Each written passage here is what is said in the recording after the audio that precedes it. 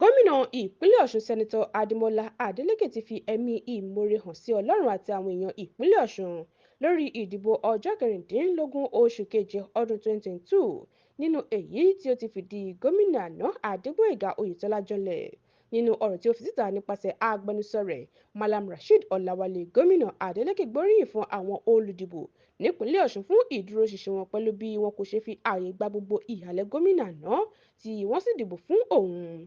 Nígbà tí ó ń ṣírò onírúurú ìpèníjà tí òun àti mọ̀lẹ́bí rẹ̀ là kọjá láàrin ọdún 2017 sí ọjọ́ kẹrìndínlógún oṣù keje ọdún 2022, Adeleke ṣàlàyé pé kékeré kọ́ ni nǹkan tí ojú òun rí lásìkò ìdìbò gómìnà ọdún 2018. Kódà ṣe ni òun mọ̀ọ́mọ̀ lọ farapamọ́ síbì kan láti parí ẹ̀kọ́ òun kó tó di pé òun padà wá sí orílẹ̀-èdè yìí tọ́látọ́lá lọ́dún 2022.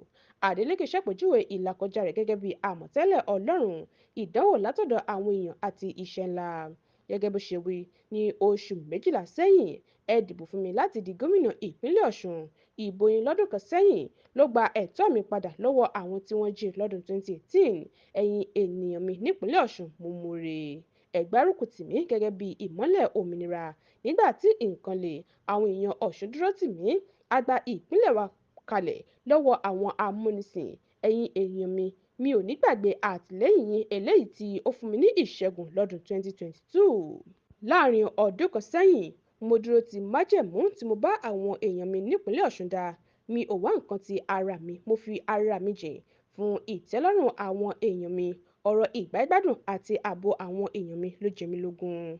Mo ti ṣe takuntakun lórí ètò ọrọ̀ ajé àti àkànṣe iṣẹ́. Èrè jẹ́ ìjọba tiwantiwa wà káàkiri nípínlẹ̀ wa.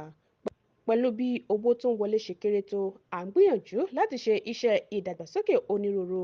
A ní àkóyawọ́, a kò ná ìná àpà, a rí gbogbo àwọn àlàfo tí wọ́n ń gbà ná ìnákúnàá, a mójútó àwọn ètò tó nítumọ̀.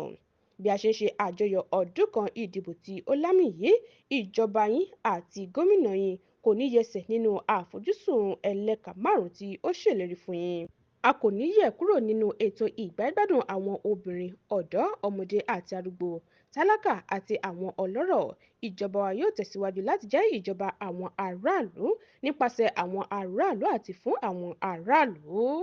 Medinat Adesoye ló ń jábọ̀ ròyìn fún Etí Ọba TV.